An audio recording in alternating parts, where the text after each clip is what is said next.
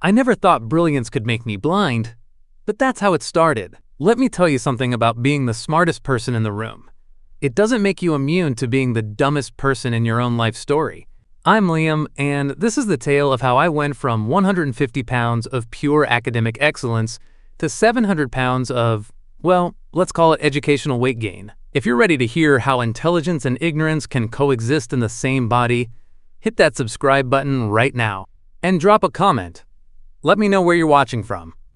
It all began in the college cafeteria, fluorescent lights humming overhead, the smell of industrial pizza and questionable meatloaf filling the air. That's where I became king and prisoner. What began as innocent kindness turned into a weight that nearly crushed me, but I'm getting ahead of myself. Let me take you back to the beginning, when my GPA was perfect and my belt size was manageable. Freshman year, first semester. I aced every exam, dominated every curve, made professors cry tears of joy when they graded my papers. Okay, maybe not literally cry, but Professor Henderson did once write, "Finally, someone gets it," in red ink across my thesis. And that's when they started coming. The students, I mean. Not with questions about thermodynamics or Shakespeare. No. They came bearing gifts. Food gifts. "Hey Liam, I grabbed you a burger while I was in line."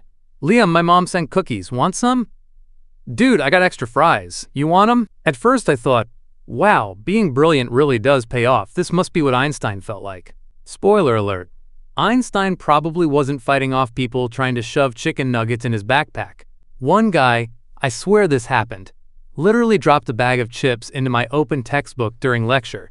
Just plop, right between mitochondria and powerhouse of the cell. The professor didn't even blink. Another girl would sneak donuts onto my desk during study sessions like some kind of pastry ninja. At this point, I wasn't just studying chemistry, I was eating it. And the thing is, I loved it. I genuinely believed this was my reward, my prize for being exceptional. Every A+ came with a side of fries.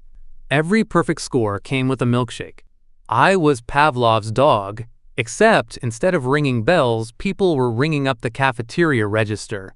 But here's where the suspense kicks in, folks. Sophomore year, I started noticing patterns. The same people who brought me food were the same people who suddenly needed help with their assignments. The cookies came with, "Hey, can you look over my lab report?" The pizza arrived with, "I'm really struggling with calculus. Can you tutor me?" And I did it every single time because I thought they were my friends. I thought we had a transaction? No, a relationship built on mutual respect and shared pepperoni. How did I, the smartest guy in class, not see the manipulation?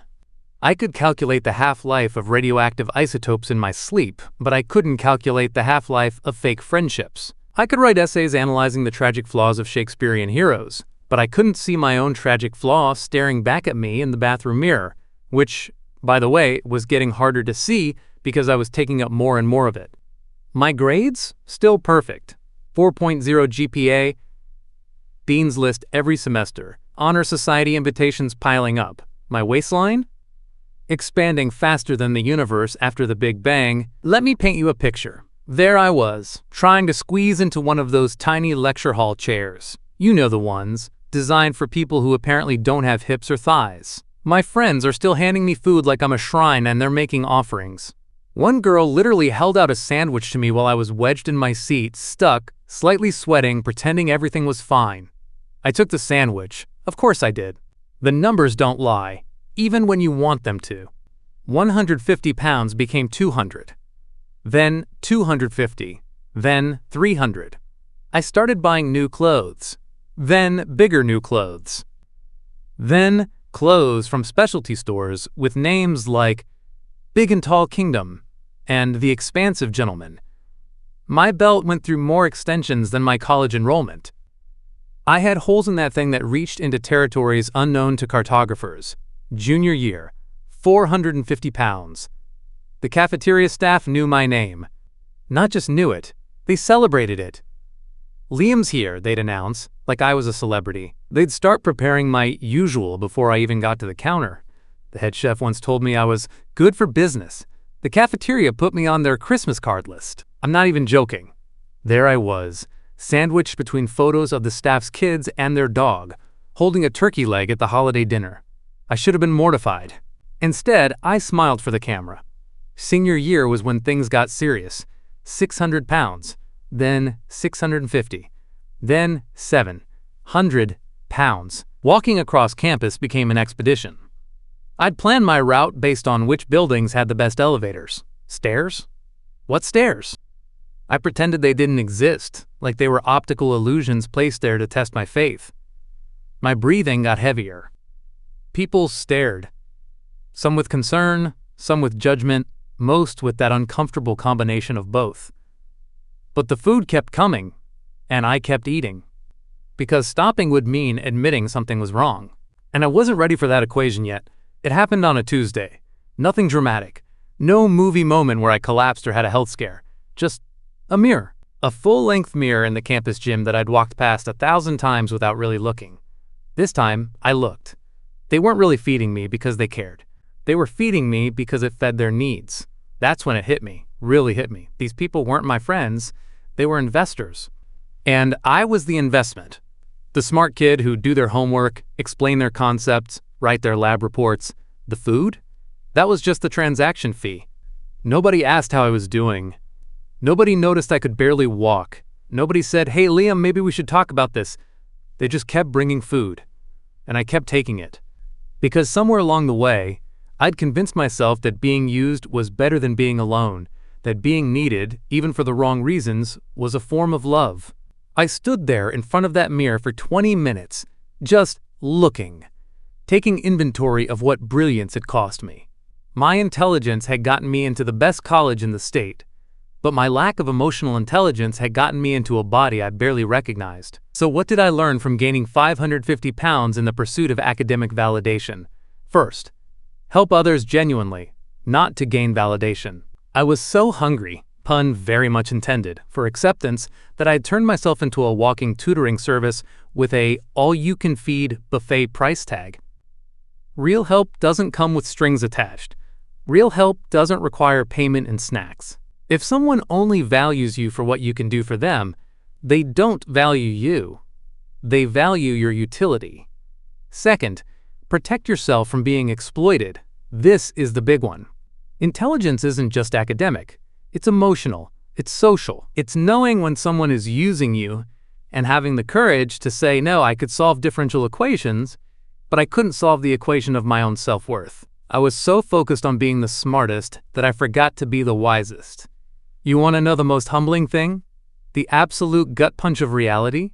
After I graduated, with honors, summa cum laude, the whole 9 yards, I didn't hear from most of those friends again. Not a text, not a call, nothing. The food stopped the moment I couldn't help them anymore. Third, intelligence is multidimensional.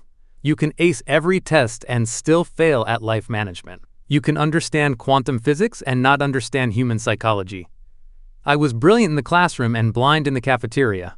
Real intelligence means applying wisdom to all areas of your life, not just the ones that get graded.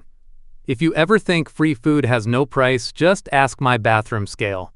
That scale doesn't lie, folks, and neither does your body. Every free meal cost me mobility. Every friendly gesture cost me health. Every time I said yes to food, I said no to myself, so here I am now, still 700 pounds.